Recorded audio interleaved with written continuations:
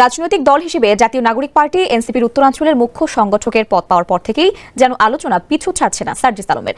বসুন্ধরার সাংবাদিক, বসুন্ধরার মিডিয়া কি বৈধতা উৎপাদন করেছে আমরা ভুলে যাই নাই। এদিকে হঠাৎ করে এবার সাংবাদিকদের হুঁশিয়ারি দিলেন জাতীয় নাগরিক পার্টির দক্ষিণ অঞ্চলের মুখ্য সংগঠক হাসনাত আব্দুল্লাহ। বসুন্ধরার সাংবাদিক, খুনি হাসিনার পক্ষে এই বসুন্ধরার মিডিয়া কি বৈধতা উৎপাদন করেছে আমরা ভুলে যাই না। আমাদের হারানোর কিছুই নাই, আমাদের ব্যাংক নাই, আমাদের লুটপাটের ব্যাংক নাই যেটা আমরা হারাবো। সেই সাথে হাসনাত আব্দুল্লাহ সেই কঠিন হুঁশিয়ারি দেখার পর মিডিয়ার সামনে একটি আলোচিত টকশোর মধ্যে এনসিপিকে একেবারে ধোলাই দিলেন ব্যারিস্টার রুমিন ফারহানা। 10 জন নেতার একটা দল, তো সেখানেও আমরা দেখি সেক্সুয়াল হ্যারাসমেন্ট থেকে নিজের দলের নেত্রী রেহাই পায় না।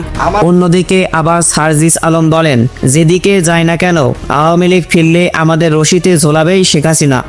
যদি বাংলাদেশের রাজনীতির মাঠে যদি আওয়ামী লীগ আবার ফেরে, তাহলে যারা ছাত্র সমন্বয়কের পদ থেকে উঠে এসে বর্তমান জাতীয় নাগরিক পার্টি এনসিপি নামক দলের ঘোষণা দিয়ে রাজত্ব করছে, সেই এনসিপি নামক দলের উত্তরাঞ্চলের মুখ্য সংগঠক সার্জিস আলম প্রকাশ্যে বলেন যে আওয়ামী লীগ রাজনীতি যদি ফেরে তাহলে আমাদেরকে ঝোলাবে। কিছু আমাদের কাছে আসে, প্রাণপণ চেষ্টা করে, ভাই আমাদের তো পালাবার পথ তাই, আমরা যেদিকে যাই ঝুলাবে, এটা হচ্ছে রিয়েলিটি।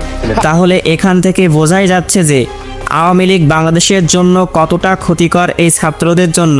পরিশেষে জাতীয় নাগরিক পার্টি এনসিপির আহ্বায়ক নাহিদ ইসলামের নির্বাচনী পদযাত্রার সময় 1 থেকে 200 করে টাকা দিয়ে মানুষ জড়ো করেন নাহিদ ইসলাম, এমন মন্তব্য করেন এই ব্যক্তি। জনগণকে ডাক দিলে 100 থেকে 150 লোক হয় না, কিন্তু আজকে বিভিন্ন অঞ্চলে বা বিভিন্ন ডিস্ট্রিক্টে তারা যে পথসভা বিভিন্ন অনেক লোক দেখাচ্ছে, তো সেখানে দেখা যাচ্ছে যে তারা টাকার বিনিময়ে যে 100 টাকার লোকের 500 টাকা দিবে বলে 100 টাকা দিচ্ছে, 200 টাকা দিচ্ছে।